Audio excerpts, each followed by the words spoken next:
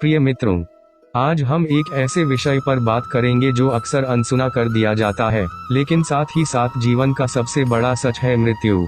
हम में से अधिकांश लोग मृत्यु के बारे में सोचने से डरते हैं, इसे एक अज्ञात और भयावह चीज के रूप में देखते हैं। लेकिन महान भगवद गीता में भगवान कृष्ण हमें मृत्यु को एक अलग दृष्टिकोण से देखने का ज्ञान देते हैं।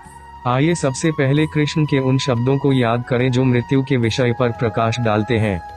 नैनोन छिन्दन्ति शस्त्राणि नैनोन दहति पावक्यः न चैनोन क्लेद्यन्त्यापो न शोष्यति मारुतः। गीता 2.23। अच्छेद्यो यमदाह्यो यमक्लेद्यो शोष्य एव च नितः सर्वतः स्थाणुर्चलो यवं सनातनः। गीता 2.24। इन श्लोकों में कृष्ण स्पष्ट करते हैं कि आत्मा अविनाशी है, इसे न तो शस्त्रों से काटा जा सकता है, न ही आग से जलाया जा सकता है, न ही पानी से गीला किया जा सकता है, और न ही हवा से सुखाया जा सकता है। यह अविनाशी है, सर्वव्यापक है, स्थिर है और शाश्वत है।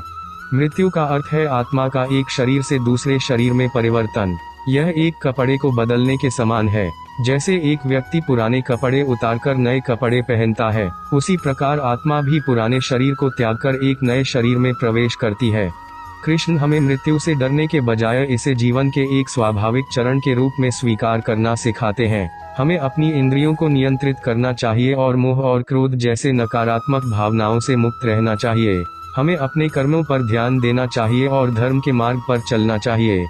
यदि हम कृष्ण की शिक्षाओं का पालन करते हैं, तो हम मृत्यु के बारे में शांतिपूर्ण और निर्भय हो सकते हैं। हम जानेंगे कि यह जीवन का अंत नहीं है, बल्कि एक नए रूप में जीवन की शुरुआत है। कृष्ण के अनुसार मृत्यु से निपटने के लिए कुछ महत्वपूर्ण बिंदु हैं। आत्मा की अविनाशी प्रकृति को समझें।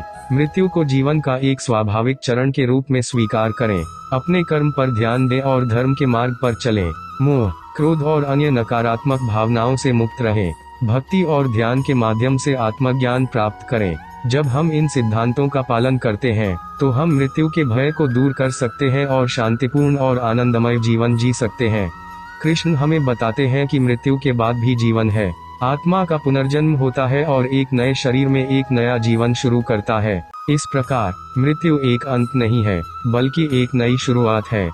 आइए हम सभी कृष्ण के ज्ञान को आत्मसात करें और मृत्यु के बारे में अपने दृष्टिकोण को बदलें। आइए शांति और निर्भयता के साथ जीवन जिएं, यह जानते हुए कि हमारी आत्मा अविनाशी है और मृत्यु के बाद भी जीवन जारी रहेगा।